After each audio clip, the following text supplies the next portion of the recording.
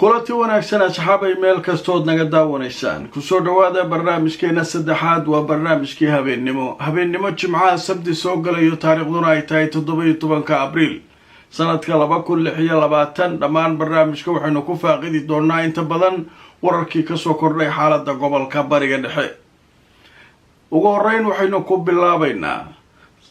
iyadoo saacada uun laga joogo markii Iiraan ay ku dhawaaqday inay furtay Hormuz laakiin shuruudo adag ay ku xirtay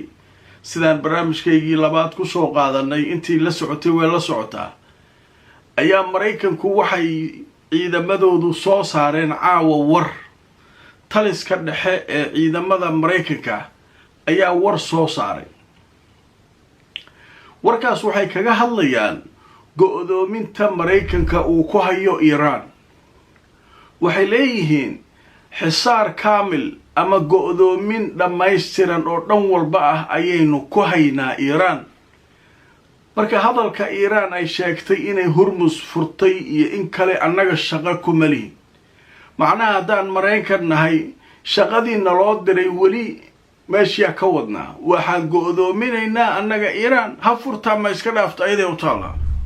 warkaas caawa waxaa sheegaya taliska ciidamada Mareykanka haddaba marka aan idin tuso Al Jazeera waxay leedahay taliska dhexe ee ciidamada Mareykanka waxa uu yiri go'doomin dhinaca badda oo dhammaystiran ayaa weli waxaynu ku haynaa Iiraan haddaba taliska dhexe ee ciidamada Mareykanka ayaa waxa uu sheegay taliyoodu inay markaa hawshaasi wadaan oo ay go'doominayaan Iiraan waxaana uu sheegay inay ka hortageen tan iyo markay go'doominta bilaabeen 19 markab oo la sheegay inay ahaayeen maraakiib dhanka Iiraan xiriir la lahaa oo halka markaa u socday warkan marka waa warcad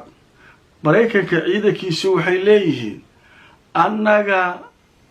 waxaan samaynaynaa hawshaas shaqadii naloo diray waa wadnaa Iiraan waa go'doominay muddadii go'doominta 19 markaba ka celinay ninka waa baxmar shirkiisa jaraa'idu tuurtay nimankan Mareykanka way hadleen way baxeen warbaahinta waxay bilaabeen warkii Mareykanka in la qaadqaado wax yar kadib ciidanka badda ee Iiraan ayaa iyaguna hadlay war soo saaray shir jaraa'id kaale waa dhag war la yaab leh kii Mareykanku ay sheegeen mid kaasi yaabinaya ayay Iiraaniyiintu iyaguna ku hadleen haddaba marka la aadid tuso telefishinka Al Jazeera waxay leeyihiin taliska ama taliyaha ciidamada badda Iiraan ayaa soo saaray war uu leeyahay Trump arinta uu leeyahay waxaynu go'doominay Iiraan waa hadal kaliya afkaas uu ka hadlay kaliya wakaaladda wararka ee Faris oo soo xiganaysa taliyaha ciidamada badda ayaa waxay sheegeen in ciidamada Iiraan ninka la yiraahdo Shahram in markaa ay xisaarka ama go'doominta Mareykanku ay sheegayaan ay tahay waxa uu ku tilmaamay mujarrad kalaam macnaha hadal kaliya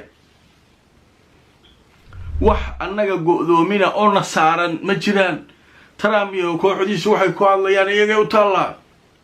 adiga hadda meel u dhig waa kaas adiga kaale adiga faham waxaan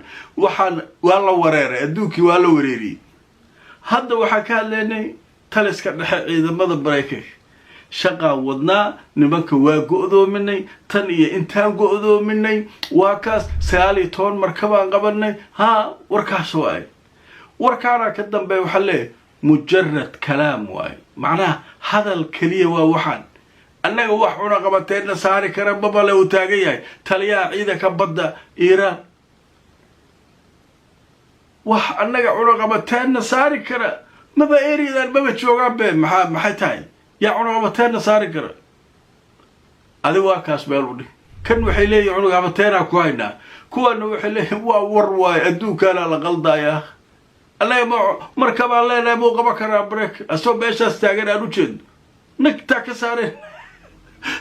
marka sheekadii marka halkaas way qasan tahay waa la wareeray meel adiga u saar waa kaas kan wuxuu leeyahay waa go'doomi kan wuxuu leeyahay waa war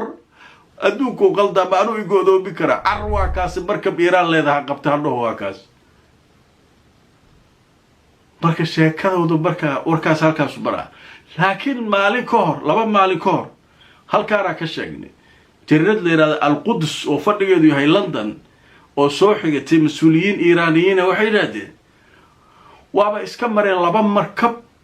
oo Iiraan leedahay iska maray meesha dekedeena ku xirteen oo ku taala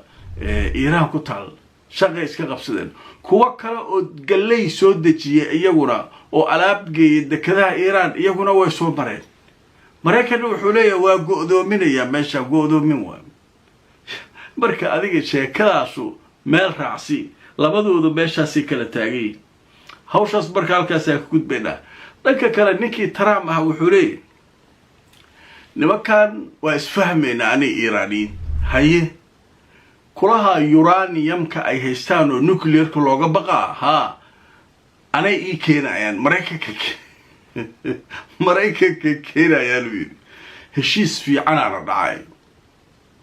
macnaha Mareykanka waxay geenayaan uraniumka ay nuclearka ka samaysan lahaayeen ayay maartay lacagta faraha badan ku bixiyeen ayay qaadayaan Mareykanka siinayaan macnaheedu maxaa waaye waa la yaabay ninkan odaga wuxuu rabo iska sheegaya waa wareeray odaga Trump wuxuu rabo iska sheegaya arintan Ruushka wuxuu soo jeediyay saan idin dhexdhexaadiyo Iiraanay nuclear uraniumkaaga ii dhiib aniga Mareykanna ogolow inaan aniga hayo ilaa xad loogu talagalay in lagu sameyn karo tamarta nabadgelyada iyo waxaas ma ahana inta kale ana haynay oo shakiga ka qab Mareykanna waa diiday Iiraanna waa diiday markaas labada ma waxay yiraahdeen may Iiraan waxay tir waxa u dhiibeen bala baxa u dhiibeen waxay anaga iskale ninkan maanta wuxuu la soo istaagay arikaas maartay muhiim waaye uraniumkaas maar anaga noo keenay warbaahinta Mareykanka qaarkood waxay leeyihiin 20 bilyan ayaa looga bedelanayaa Iiraan uraniumka geenisa 20 bilyan ayaa iskale 20 bilyan lacag Iiraan leedahay oo laga xanibay waa Mareykanka uga xaniban marka lacagteedii oo siiraya uraniumkii uu ka qaadanaya biya war sheeko waalna meesha ka socota marka warkaas isaguna wuxuu ka mid yahay wararka cusub ee soo kordhay dhanka kale marka waxa kale soo kordhay maalinta Isniinta ay soo socota ayaa waxa la leeyahay kulanka Mareykanka iyo Iiraan markaas u dhici doona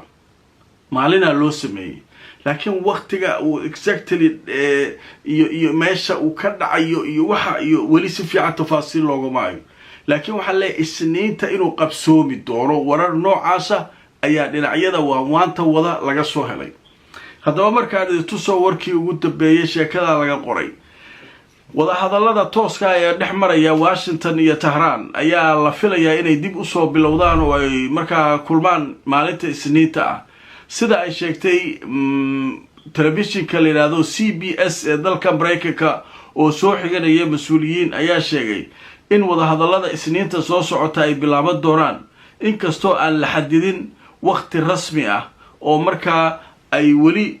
xaaladu taagan tahay laakiin Isniinta meelahaas la leeyahay ayay wada hadalladu furmi doonaan inay isbedelaan waa suuragal laakiin waa un Isniinta lagu wadaa qaar waxay leeyihiin waxa la filayaa Pakistan in lagu laabto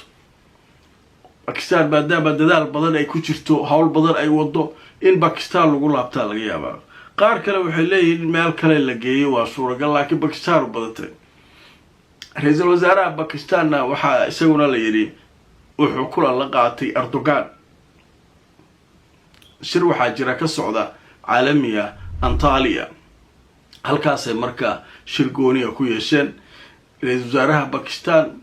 iyo amiirka Qatar iyo Erdogan halkaas ay maartay ku shireen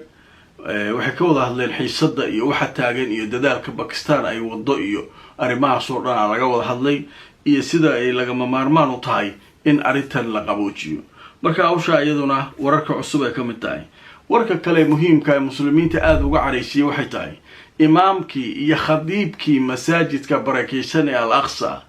ayaa laga celiyay masaajidka ma imaanaysan wax loo cuskadayna ma jiraan dembigaasaa gashay ma jirto maxaa dhacay lama yaqaano waa iska daandaans imaamka ma soo geli kartid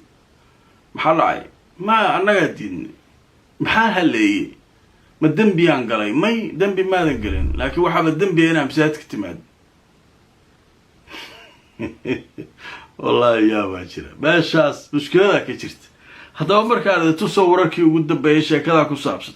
booliiska israa'iil ayaa u diiday khatiibkii masjid al aqsa cakrama sabri inuu galo masaajidka cakrama sabri awal mara miya may mar kasta waa iskaga sanifaan ninkaa way u diidaan hadda waxa waa laga yaabaa sanad iyo xoogaa inuu soo maqnaa oo ay joojiyeen 2 sano ku dhawaad hadda markii haddana ninkan marka muxuu yahay ninkan waxa waaye waa khatiibka iyo imaamka masjid al aqsa kow iyo sidoo kale hay-adda culimada muslimiinta quds ninka madaxda u ah waaye waa nin aqoon-yahan oo waxbarto falastiiniya marka ninkaa culays marka masaajidkii waxay rabaan ayay ku sameeyaan baysaalaaba barnaamijyadeena waxaynu ku soo qaadanaa wararka soo dhacay intaynu barnaamijka ku jirnay haddaba 2 war oo waaweyn ayaan arkayaa oo hadda soo dhacay mid waxaa leeyahay wasaaradda maaliyadda ee waddanka Mareykanka ayaa cunaqabatayn waxay saartay madaxda maleeshiyaadka reer Ciraaq ee taageeraya Iiraan macnaha awlaadii Iiraan ee Ciraaq ka dagaalantay raggii madaxda u ahaa ayaa cunaqabatayn maaliyadeed la saaraya lacagtoodii dibadaha ay ku leeyihiin ayaa laga xanibayaa kana la sameeynaya marka mid Ciraaqiya wuxuu leeyahay war annaga lacag ma dibadda loo taalo horta lacag ma haysatiin maana dhahan markay naga xaniba niman jabhada oo dagaalamayo Ciraaq joogo meesha iska jooga maxaa laga xanibaa lacagta bangiyada u taalmeed waaba nimankan waaba sirayiin ay ku leeyihiin wafa sheekadaas marka iyaduna soo korortay dhanka kale wararka kale soo kordhay waxaa ka mid ah mas'uuliyiin Iiraaniyiin ah ayaa iyaguna goor dhaweyd laga soo xigtay inay rajo ka qabaan isfaham horudhac ah in la gaaro heshiis Mareykanka iyo Iiraan maalmaha soo socda marka maalmaha soo socda waxaa dhici kartay leeyihiin heshiis horudhac ah waxaa la yiraahdaa mudakiratu tafaahum la yiraahdaa waxa way xoogaa isfaham horudhaca ayaa maartay la filayaa in markay la gaaro marka kulay markay ma isniintu mu noqon doonaa la laga hadlayay ma maalin kale noqon doontaa iyaduna waa arki doonaa qodobadaas ayaa caawa soo kordhay intaynu kala maqnayn haddii alla idmo barnaamijyada kale soo socda ayaan wixii cusub isku wareysan doonaa like gareeyo oo share gareeyo barnaamijka waxaa sidoo kale aan idin xusuusinayaa channelkeena qisooyinka nadaara 2 maanta waxay ahayd jimce qisadii jimcaha ayaa iyaduna halka aan soo gelinay dadka qisooyinka jecel inta aan mar kale kulmayno nabadgelyo